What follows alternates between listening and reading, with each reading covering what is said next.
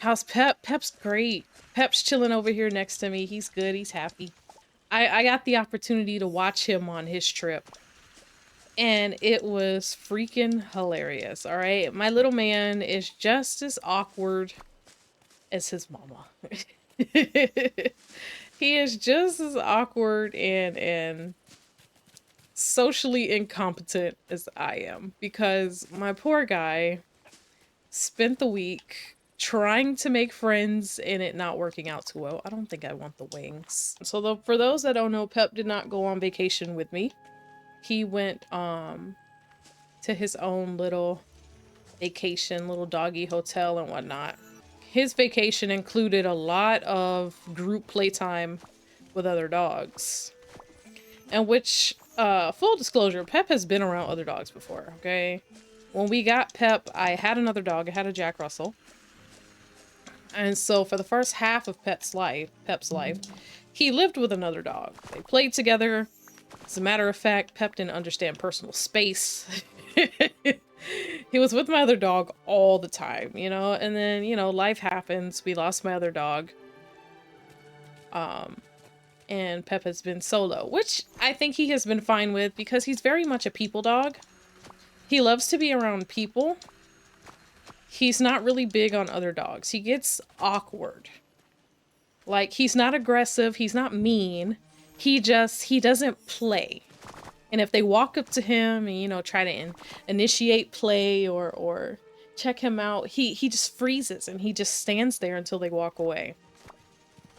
I think while he was on vacation, he realized that that wasn't going to work.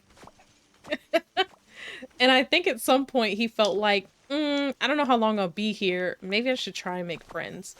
And so you have other dogs. Where he was, they have cameras, so I was able to check in on him and see how he was doing and stuff. And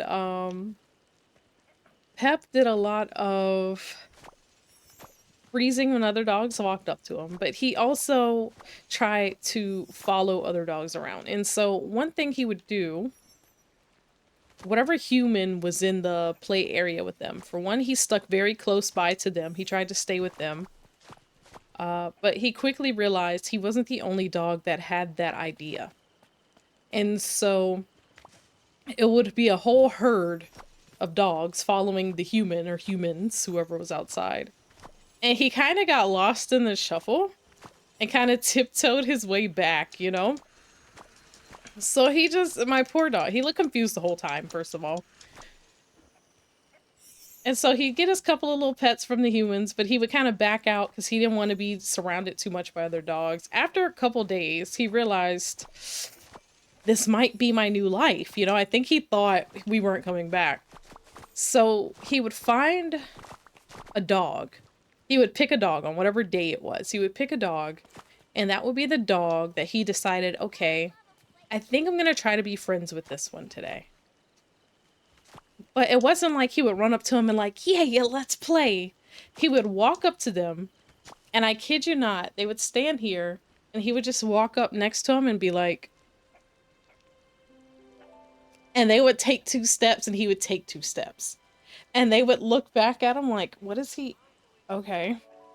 And every step they took, he just stepped with them and then just kind of like looked around like, I'm just gonna stand close to them. Maybe they won't notice. For the most part, the dogs that he chose just kind of ignored him. They kind of like just, I mean, I've never seen dogs side-eye other dogs the way they side-eyed him. They really looked at him like, I don't know what he's doing, but I mean, he's not bothering me necessarily, so I guess we'll let him just follow us, you know? And they would look at him, and they would just keep on doing whatever they were doing. My poor dog. There was only one dog that got a little irritated with him being close by. And so I felt really bad for him that day because every other day he would pick a dog. Oh, Pip, exactly. He would pick a dog and he would just follow them. You know, they move, he moves situation. This one particular day, I think he was trying like extra hard. You know, I was proud of him. He actually walked straight up to them. He did kind of like the little play pose that dogs do, like the little lean or whatever. It was a very like he looked stiff doing it. Like it was a very half attempt, but he was trying. He wagged his tail a little bit, you know, and he tried to like nudge him the slightest little bit, like, come on, let's play, you know? And it was the best attempt I'd seen him make all week. And the little dog he picked was a Yorkie. I don't know if you guys know Yorkies. All right, they can be a little attitudinal. A lot of attitude in the small body, you know? Strike one for my poor little guy.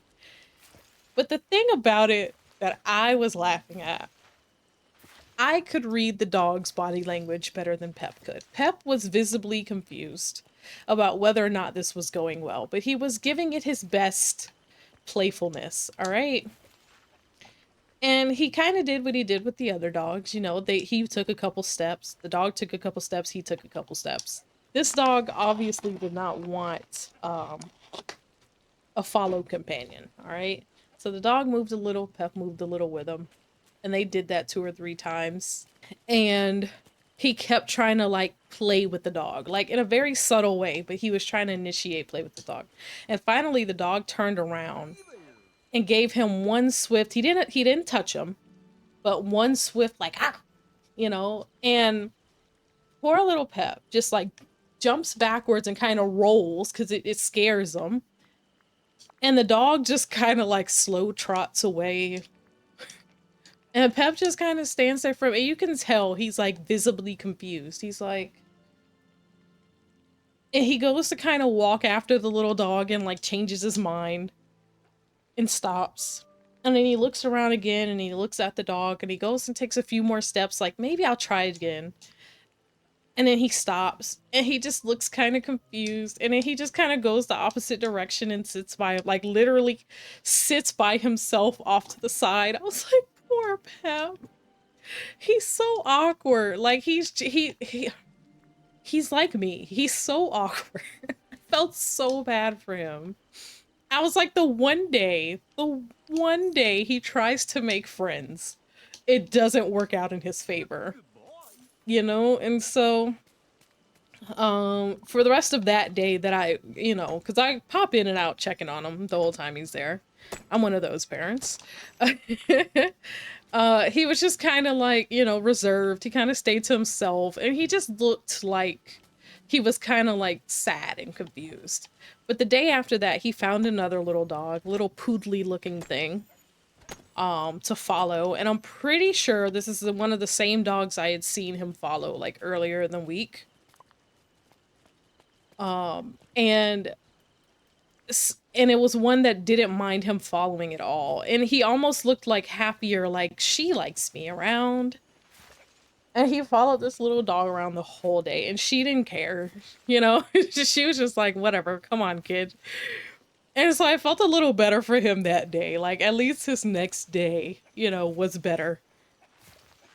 But my poor guy, he was trying so hard. It's 100% your dog, no need to get, exactly. If I had any doubts before, he's 100% like me. That's all I could say. Every day I saw him try to, you know, fit in. I was like, this poor dog. He's just as socially awkward as I am. I was like, I really thought, like, you know, him starting out life with another dog kind of gave him a leg up. He would know what to do, you know, like it would come back. Maybe he was just a little shy at first and he would warm up. No, my poor guy was awkward the entire time. And yet, when I picked him up, he seemed like, you know, like he wanted to stay longer. Like, generally speaking, he probably had a good time, which I'm happy for. But I was like, my poor little fella. Like, you know, outside looking in, he looks like he had a rough time.